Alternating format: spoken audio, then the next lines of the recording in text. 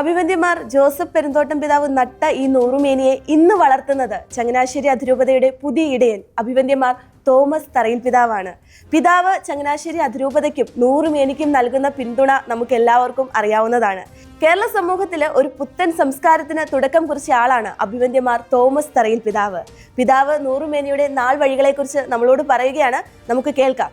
കുറേ വർഷങ്ങൾക്ക് മുമ്പാണ് നമ്മുടെ അൽമായ സഹോദരങ്ങൾ, എനിക്ക് തോന്നുന്നു അന്ന് ഇടിമണികൾ സണ്ണിച്ചൻ്റെ നേതൃത്വത്തിലാണ് അവരെന്നെ വന്ന് കണ്ട് ഇപ്രകാരം സണ്ണിച്ചൻ്റെ മനസ്സിലുള്ളൊരു വലിയ ആശയം പങ്കുവയ്ക്കുകയായിരുന്നു.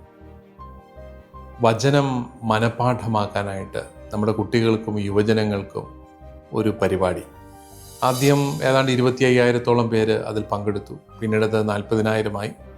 ഈ വർഷം 100,000-ഓളം പേര് പങ്കെടുക്കുന്ന വലിയ ഒരു സംഭവമായിട്ടത് മാറി. വചനം മനഃപാഠമാക്കാനുള്ള ഒരു വലിയ ദൈവിക പ്രേരണ നമ്മുടെ ജനങ്ങളെ ഈ ഒരു അനുഭവത്തിലേക്ക് കൊണ്ടുവന്നു.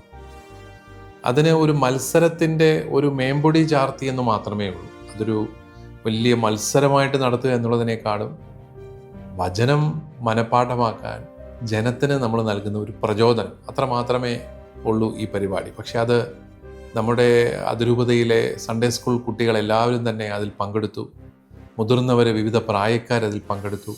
അങ്ങനെയാണ് അത് ഇന്ന് ഒരു വലിയ മഹാസംഭവമായിട്ട് മാറിയത്.